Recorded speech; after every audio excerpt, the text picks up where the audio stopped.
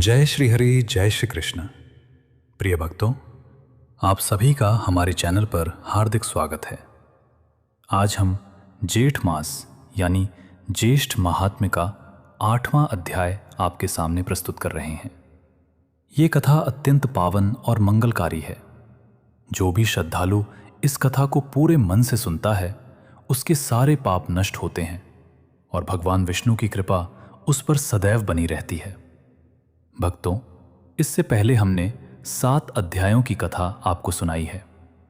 अगर आपने वो अध्याय नहीं सुने हैं तो कृपया पहले उन्हें जरूर सुनें, ताकि आपको पूरी कथा का सही अर्थ समझ में आ सके।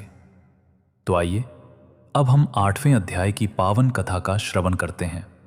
ओम नमो भगवते वासुदेवाय। भक्तों, ज्येष्ठ मास के 8वें अध्याय में महर्षि व्यास जी ने राजा को जो कथा सुनाई वो अत्यंत रोचक और शिक्षाप्रद है।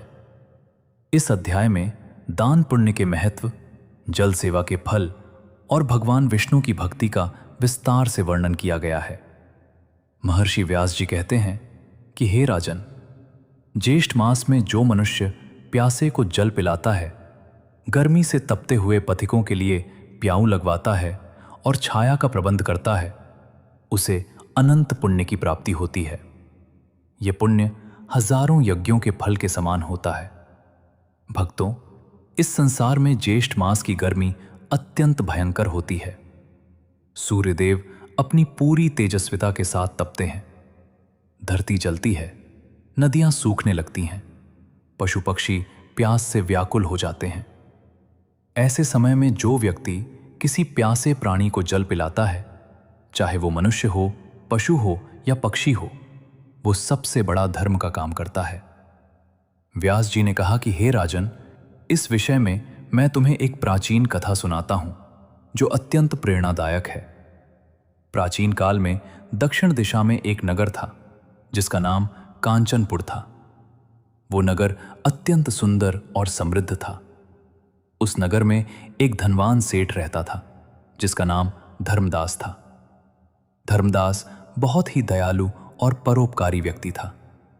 उसके मन में सदैव दूसरों की सेवा करने की भावना रहती थी। धर्मदास की पत्नी का नाम सुशीला था। सुशीला भी अपने पति की भांति धर्मपरायण और सेवाभावी स्त्री थी। दोनों पति पत्नी मिलकर सदैव धर्म के कार्य करते थे। गरीबों को भोजन कराना, प्यासों को जल पिलाना और असहायों की सहायता करना, यही उनके जीवन का उद्देश्य था। एक बार ज्येष्ठ मास आया। उस वर्ष गर्मी बहुत भयंकर पड़ी।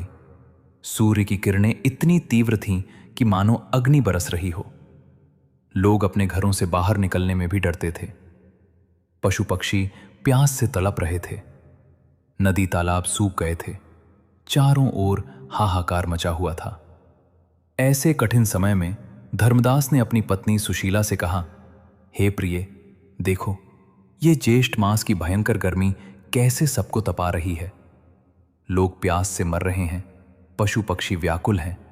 हमें कुछ करना चाहिए। हमें नगर के चारों द्वारों पर प्याऊ लगवानी चाहिए, जहां हर आने जाने वाले को शीतल जल मिल सके। सुशीला ने अपने पति की बात सुनकर प्रसन्नता व्यक्त की और कहा, स्वामी, आपने बहुत अच्छा विचार किया है। यह सबसे बड़ा पुण्य का कार्य होगा। मैं भी आपके इस कार्य में पूरा सहयोग दूंगी। हम मिलकर प्याऊ की व्यवस्था करेंगे और साथ ही सत्तू, शरबत और छाछ का भी प्रबंध करेंगे। भक्तों, धर्मदास ने बिना देर किए नगर के चारों द्वारों पर बड़ी बड़ी प्याऊ लगवा दी। उन्होंने वहां शीतल जल, सत्तू, मीठी छाछ, शरबत और फलों का भी प्रबंध किया। साथ ही उन्होंने बड़े बड़े शामियाने लगवाए ताकि यात्री छाया में बैठकर विश्राम कर सकें। पंखों की व्यवस्था की ताकि ठंडी हवा मिल सके। जो भी यात्री उस नगर से गुजरता, उसे प्यास बुझाने के लिए शीतल जल मिलता। गरीब हो या अमीर, ब्राह्मण हो या शूद्र, सबके लिए समान व्यवस्था थी। कोई भेदभाव नहीं था। धर्मदास स्वयं वहां जाकर लोगों की सेवा करते थे।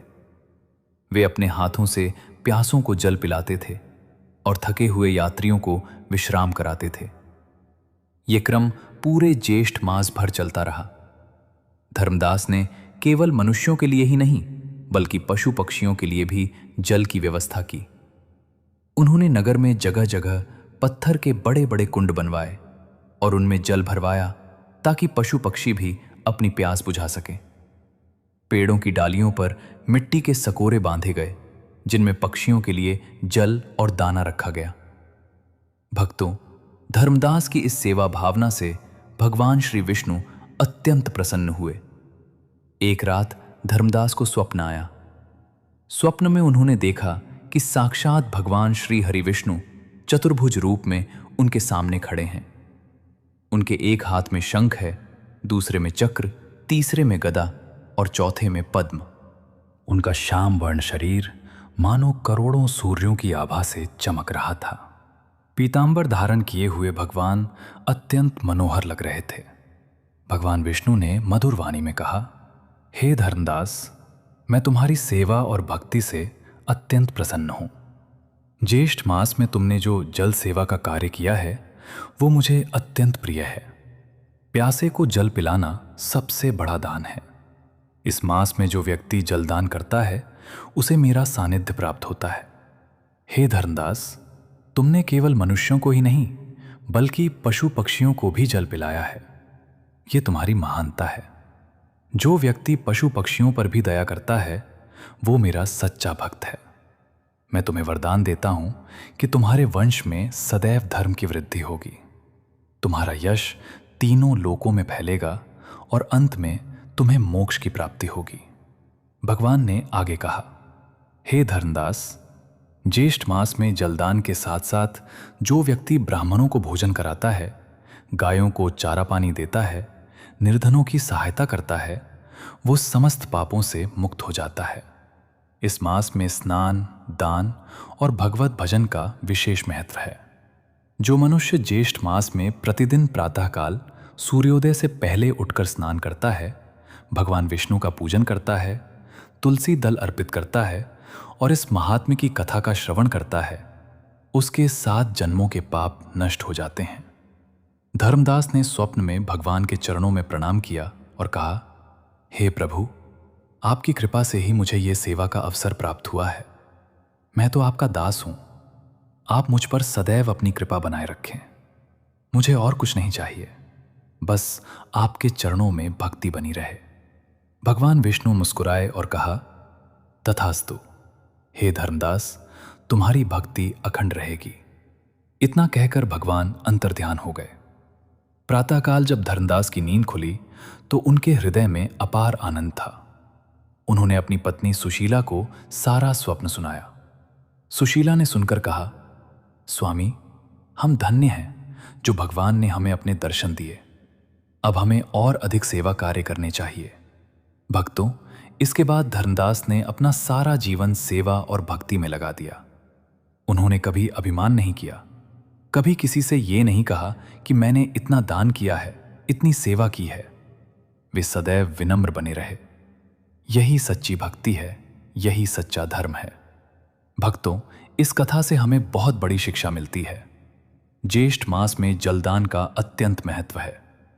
आज भी गर्मी के दिनों में हम अपने आसपास देखें तो कितने ही लोग पशु पक्षी प्यास से तड़पते हैं। अगर हम उनकी प्यास बुझा सकें तो यह सबसे बड़ा पुण्य का कार्य होगा। आपको कोई बहुत बड़ा दान नहीं करना है।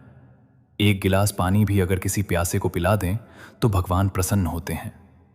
अपने घर के बाहर पक्षियों के लिए पानी रखें, आवारा पशुओं को पानी पिलाएं। यही सच्ची सेवा है, यही सच्चा धर्म है। महर्षि व्यास जी कहते हैं कि ज्येष्ठ मास के 8वें दिन की इस कथा को जो भी मनुष्य श्रद्धापूर्वक पढ़ता है या सुनता है, उसके समस्त मनोरथ पूर्ण होते हैं। उसके घर में सुख, शांति और समृद्धि आती है। रोग शोक दूर होते हैं और भगवान विष्णु की कृपा सदैव बनी रहती है। जो व्यक्ति ज्येष्ठ मास में प्रतिदिन इस महात्म्य का पाठ करता है, प्रातःकाल स्नान करके भगवान विष्णु का ध्यान करता है, तुलसी दल और जल चढ़ाता है, वो इस लोक में सुख भोग कर अंत में परम धाम को प्राप्त होता है। भक्तों, ज्येष्ठ मास में विशेष रूप से इन कार्यों को करना चाहिए। पहला, प्रतिदिन प्रातःकाल ब्रह्म मुहूर्त में उठकर स्नान करें। दूसरा, भगवान विष्णु का पूजन करें और तुलसी दल अर्पित करें। तीसरा, प्यासों को जल दान करें। चौथा, पशु पक्षियों के लिए जल और भोजन की व्यवस्था करें। पांचवा, ज्येष्ठ महात्म्य की कथा का श्रवण या पाठ करें।